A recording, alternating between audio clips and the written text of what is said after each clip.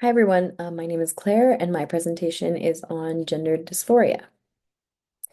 Uh, Thank you, Tracy, for going first and setting a really high bar. I did a lot of research on this. It feels simultaneously like there's a lot of literature on this and also not enough. So I did my best, and as a cisgendered person, I'm just really I learned a lot, and I hope to continue learning. And I think it's really important to yeah, just be educated in order to support transgender and gender nonconforming individuals as a counselor and just as a human being.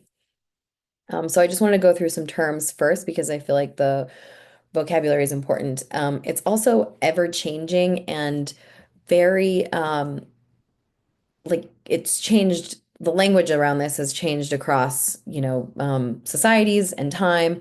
And I think it's helpful to think of gender and sexuality as fluid, and the language reflecting that fluidity. So it's a living and breathing language. It's ever evolving within that fluid space. So for now, gender encompasses a public construction of the social, cultural role and expectations set forth within a constructed gender category, so very societally influenced. Sex refers to the hormonal and anatomical attributes of an individual. And then DSD, differences or disorders of sex development, refers to somatic intersex conditions such as congenital development of ambiguous genitalia, sex chromosome anomalies, and disjunction of internal and external sex anatomy. Gender identity refers to a person's internal sense of being male, female, non-binary, gender fluid, two-spirit, etc. And those terms are, again, always evolving and growing.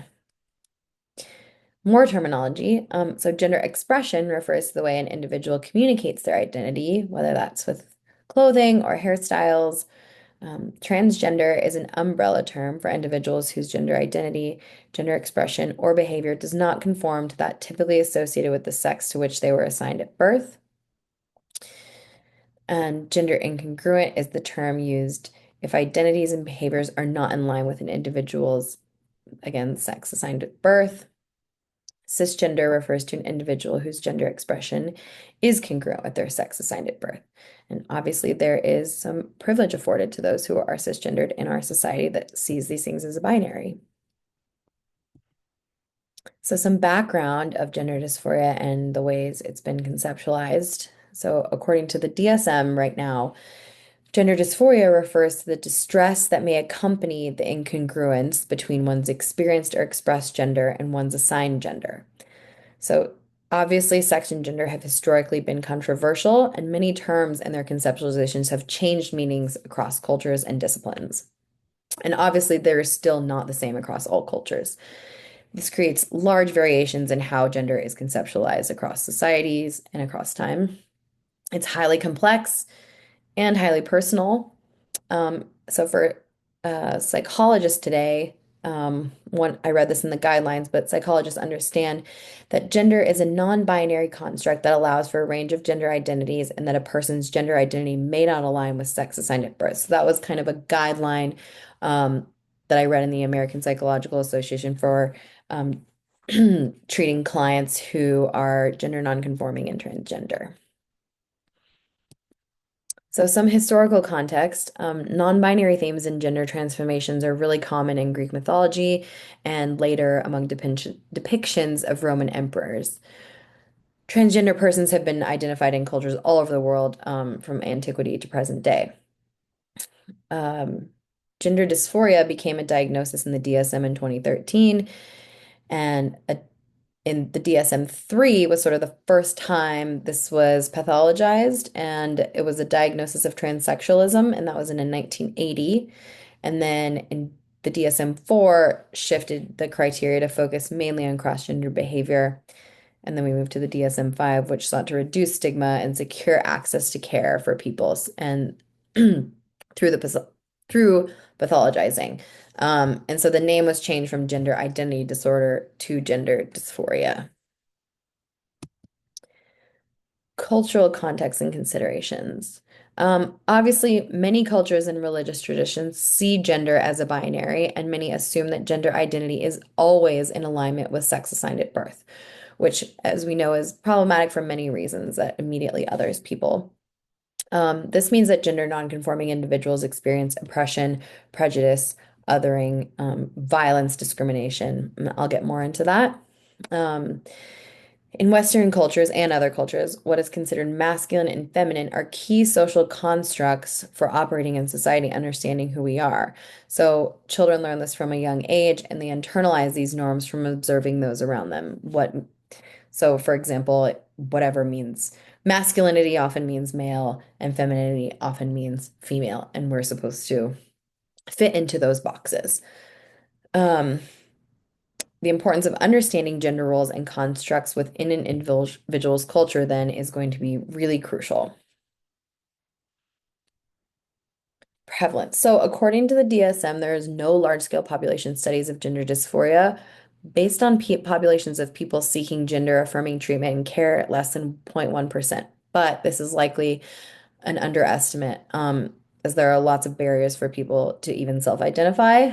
Um, but self-identification as transgender is around 0.6% of the population, and this is the same for males and females.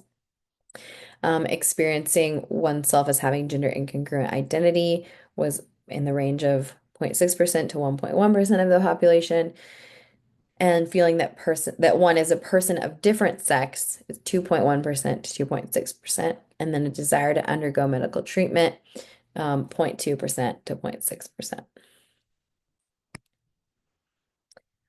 There are lots of ethical considerations, and I think that I only touch on a few here, because there's a time limit, and I also feel I'm really looking forward to hearing what everyone can bring to this discussion. But anyway, so interest in medical diagnosis in general began in the mid-19th century, but now diagnosis with many things is sort of double-edged. So with this, a diagnosis can help with access to care, but a pathological labeling can also be detrimental to people. So now typically there's a sort of depathology depathologization guiding more recent classifications. Um, Given the increased openness of gender diverse populations and gender fluidity, gender dysphoria must be distinguished from nonconformity to stereotypical gender role behavior. So, for example, we've seen um, even in the 1950s, there were much fewer women in the workforce, right? That was seen to be a gender role. And now we see, obviously, women in the workforce. And so that's not to be confused with obviously having gender dysphoria. Um, as far as the ACA, the commitment to non-discrimination and the prevention of harassment includes, but isn't limited to, access to learning environments that are free of discrimination, bullying, and harassment, access to restrooms and changing facilities that are safe and affirming for gender nonconforming youth and adults, and use of preferred names. Things seem obvious to us, but I think, I'm sure there are many counselors out there that aren't educated in this way and don't think about that. Um, Consideration in family counseling and counseling with a minor, according to the Code of Ethics, is like all parties must agree on confidentiality and who the client is in that role. Um, Clients have the right to self-identify, and in this identification must be respected by all staff and should be reflected in all medical records. So use the names and the pronouns that people desire.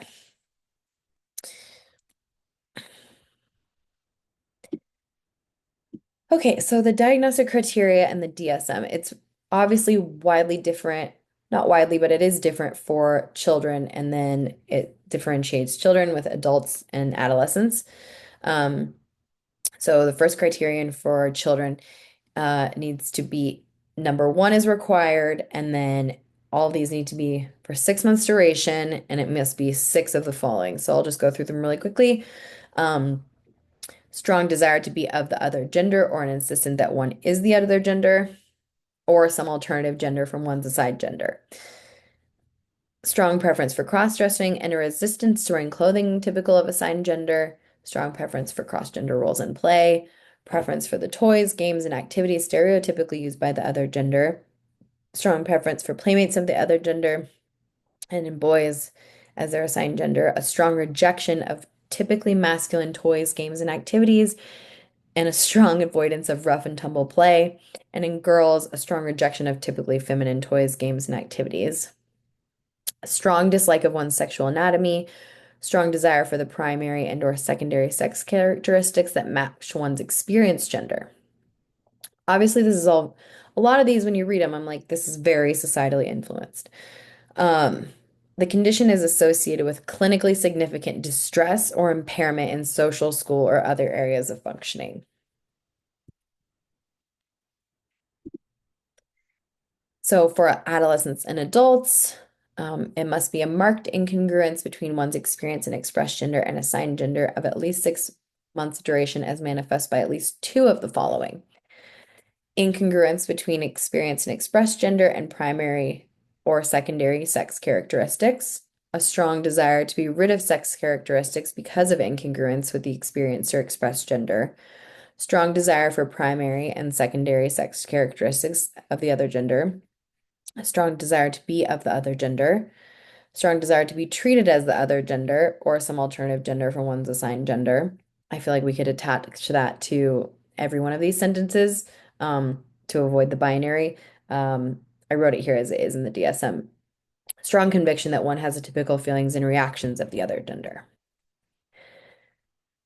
So part B of this for adults is the condition associated with distress affects social, occupational, and other areas of functioning. It needs to be specified if the individual has transitioned to full-time living in the experienced gender and has undergone or is preparing to have at least one gender-affirming medical procedure or treatment regimen. This is to support continuing treatment in the context that serves and supports the new gender assignment. There must be evidence of stress about the incongruence of birth assigned sex or gender and experienced gender and gender identity. Gender dysphoria manifests differently in different age groups and different stages of developments, obviously. So, criteria for children are defined in more concrete behavioral terms, and in adolescents and adults, the incongruence between experience and assigned gender is the central feature.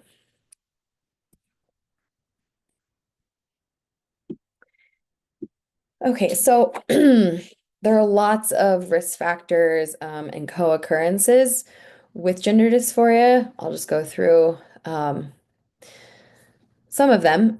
So there's higher rates of suicidal ideation and an increased risk of suicide. Anxiety, depressive disorders are common. Many experience harassment, violence, and discrimination and develop post-traumatic stress disorder as a result. Relationship difficulties are common. Gender dysphoria associated with high levels is often associated with high levels of stigmatization, discrimination, and victimization. Access to services for gender affirming treatment and care is often impeded by many structural barriers like inexperienced clinicians, lack of access if you're in a rural setting or even in an urban setting, general institutional discomfort, and hostility towards the population. Transgender adolescents referred to gender clinics have substantially higher rates of suicidal thoughts and behaviors than those who have not been referred. Often after gender affirming treatment and gender reassignment, individuals still experience anxiety and remain at an increased risk for suicide. So some more risk factors, barriers. Anti-trans prejudice and discrimination in educational settings leads to higher rates of dropout. Transgender and gender nonconforming individuals who hold multiple marginalized identities are more vulnerable to discrimination and violence. There are socioeconomic barriers to care. Transgender and gender nonconforming women and people of color disproportionately experience severe forms of violence and discrimination, including police violence, and are less likely to receive help from law enforcement. Workplace discrimination, which can result in inequities in educational and workplace settings and contribute to significant economic disparities. A barrier to care would be also a distrust of care providers due to previous negative experiences, and then just a general prevalence of cisnormativity in society and in clinical settings. So treatment and care. This is the hardest part for me because it varies, I guess, hardest to nail down into just a few slides. It varies widely across ages and societies, and treatment really must be highly individualized and flexible to meet the client where they are on their journey of gender identity, finding their gender identity, and just living their full experience and feeling comfortable and their gender expression. So it's often multidisciplinary, meaning pharmacological, surgical, medical, and also obviously in the mental health field. We can do a lot as counselors with the co-occurring disorders, especially. So in children, what's important often is psychoeducation for parents. From medical perspective, there's pubertal suppression, and then managing stress and really for the child, and then preparing and supporting parents for the time when puberty development begins. For adolescents, transgender mental and medical health care is going to be a long-lasting process during which the child or adolescent with gender identity disorder. Sorry, that's wrong. Gender dysphoria. That was a quote. And their parents are counseled in making choices about their social, medical, and legal transitions. Um, Counseling will be aimed at guiding the adolescent and their parents in the various stages of their journey, including education and advocacy from navigating public spaces to accessing medical care. And for adults, again, this ranges widely, but gender affirming hormonal treatment, gender affirming surgery, psychoeducation, and help with access to appropriate care providers. Obviously, education and training is so important for the provider, and treatment must be highly individualized. So, a little more on treatment and care. Treatment depends on where the individual is in their journey of gender identity, their age, and other factors such as where they are in their hormone therapy and their most prevalent and pressing issues. Um, do they have PTSD? Are they in the midst of suicidal ideation, social anxiety, depression, anxiety? And the clinician must be mindful to maintain an intersectional approach. So there's no one established model of therapy for working with clients who have gender dysphoria, and treatment is often focused on the current client's current needs. But a few that I found are peer interaction and group therapy, so connecting with other transgender and gender nonconforming individuals can increase access to care and help build knowledge and resilience in navigating anti-trans prejudice.